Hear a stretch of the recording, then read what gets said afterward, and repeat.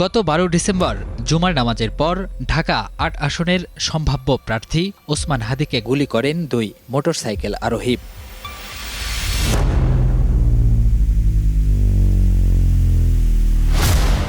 এই হত্যাচেষ্টা মামলার প্রধান আসামি নিষিদ্ধ সংগঠন ছাত্রলীগের সাবেক নেতা ফয়সাল করিম মাসুদ ওরফে দাউদ খান।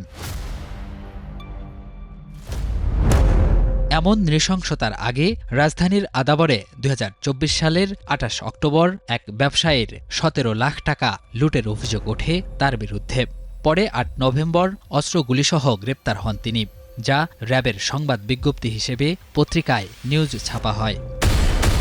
কিন্তু চলতি বছরের ১৬ ফেব্রুয়ারি জামিন পেয়ে যান নিষিদ্ধ সংগঠন ছাত্রলীগের এই নেতা। অস্ত্রসহ ধরা পড়লেও এত অল্প সময়ে কিভাবে তিনি জামিন পেলেন এবং রাষ্ট্রপক্ষের ভূমিকায় বা কী ছিল, সেই প্রশ্ন বড় হয়ে দেখা দিয়েছে।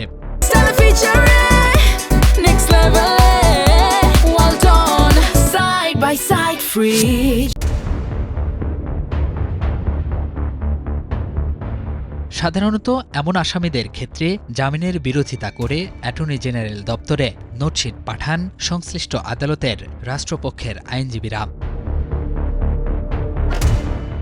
এই মামলায় রাষ্ট্রপক্ষে প্রধান আইনজীবী ছিলেন deputy attorney general Sheikh Zulfiqar Alam Shimul. আমার অ্যাটর্নি জেনারেল যারা ছিল আমার সাথে ওই কোর্টে, তাদের সাথে আলোচনা করে মামলাটা ওই সময় নোট দেই। আপনার কাছে কি একটু কপি আছে, আমাদেরকে একটু দিতে পারবেন? 10 মাস আগের তো এই ধরনের আমরা অত আগের কপি আমাদের সংশ্লিষ্ট শাখায় রাখারও বিধান নেই, আমরা রাখিও না।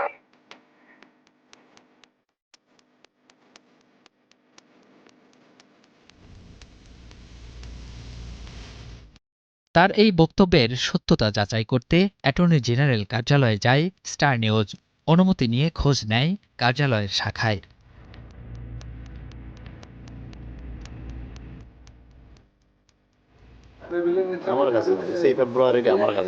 এরকম কিছু নথিভুক্ত নাই, নোটশিটের কোনো নথি নাই।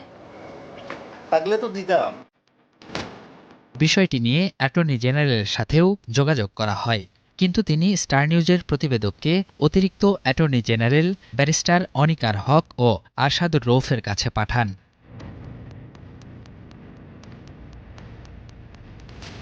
তবে দুজনের কেউই এ বিষয়ে কথা বলতে রাজি হননি। উল্টো স্টার নিউজের প্রতিবেদককে পুলিশে ধরিয়ে দেওয়ার হুমকি দেন ব্যারিস্টার অনিকার হক। যদি উনি বলেন যে না, তাহলে আমি এখন পুলিশ ডেকে আপনাকে অ্যারেস্ট করব।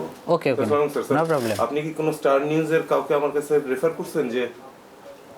আচ্ছা, আমি স্যার কিছু এটার ব্যাপারে কোনো আমরা কমেন্ট করব না। কাউকে এখন বিশ্বাস করি না, আমার নিজের অফিসারদের আমি বিশ্বাস করি না। নিষিদ্ধ সংগঠনের সাবেক নেতা ফয়সাল করিম মাসুদের জামিন প্রাপ্তিতে রাষ্ট্রপক্ষের দায় দেখছেন রাষ্ট্রপক্ষেরই অন্য আইন কর্মকর্তারা। এত বড় একটা সেন্সিটিভ মামলা, যেখানে তার 2টা অস্ত্র উদ্ধার আছে এবং আরও তার গুলি উদ্ধার আছে, সেখানে 3 মাসে তার এজাহারের 3 মাসের পরে তার জামিন পাওয়ার প্রশ্নই আসে না। এটা কেন হলো, এই জন্যই বলছি এর পিছনে একটা বড় চক্র জড়িত, এবং এই চক্রের সাথে কারা কারা আছে এটা বাংলাদেশের আইন শৃঙ্খলা বাহিনীর খুঁজে বের করা দরকার এবং এদেরকে সমূল উৎপাদন করা দরকার। তা না হলে বিচার বিভাগ থেকে এই ধরনের কালো বিড়াল দূর হবে না। কারো না কারো দায়িত্ব পালনের চরম গাফিলতি আছে এবং নিঃসন্দেহে বড় কোনো অনিয়ম, দুর্নীতি এটার সাথে জড়িত থাকতে পারে বলে আমি মনে করি। নিষিদ্ধ সংগঠন ছাত্রলীগের নেতা ফয়সাল করিম মাসুদের মতো এমন আরও অনেক সন্দেহভাজন কারামুক্ত হয়েছেন বলে শঙ্কা জানিয়েছেন নিরাপত্তা বিশ্লেষকরা। যুক্তিতর্কে তো তার কোনোভাবেই জামিন পাওয়ার কোনো কথা নয়। তারা কি রাষ্ট্রপক্ষের আইনজীবীকে ওই গরিব মানুষগুলোর জন্য কখনো মামলা গিয়ে লড়ছে যে আমরা নিরীহ মানুষগুলো, যাদের কেউ নাই, টাকা পয়সা দেওয়ার মতো উকিলদেরকে কোনো ক্ষমতা নাই, সেই সমস্ত লোকের পক্ষে গিয়ে কি কখনো 2-4টা মামলা লড়েছে? খালি আইনজীবী যা বললো, যুক্তিতর্ক দিয়ে মিথ্যাটাকে সত্য উপস্থাপন করলো, আপনি সত্য হিসাবে নিলেন, জেনে শুনে আপনার বিবেককে বাঁধল না? রাষ্ট্রপক্ষের আইনজীবী ফেসিবাদের দোষর না হলে কোনোভাবেই এই খুনিরা পেতে পারে না।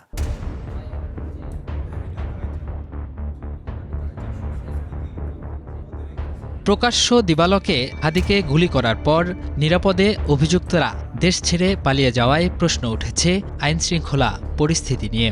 এই ঘটনার যে বিভিন্ন তথ্যপত্র বিশ্লেষণ করে বেশ কিছু ব্যক্তিকে গ্রেফতার করা হয়েছে, তাদেরকে জিজ্ঞাসাবাদ করা হচ্ছে এবং অনেক আলামত উদ্ধার করা হয়েছে। আমরা আশা করি এই ঘটনার সাথে জড়িত প্রত্যক্ষভাবে যারা রয়েছেন তাদেরকেও আমরা আইনের আওতায় নিয়ে আসতে সক্ষম হব। যদিও এই মুহূর্তে ঢাকায় বড় ধরনের কোনো নিরাপত্তা শঙ্কা নেই বলেও দাবি করেন পুলিশের এই মুখপাত্র।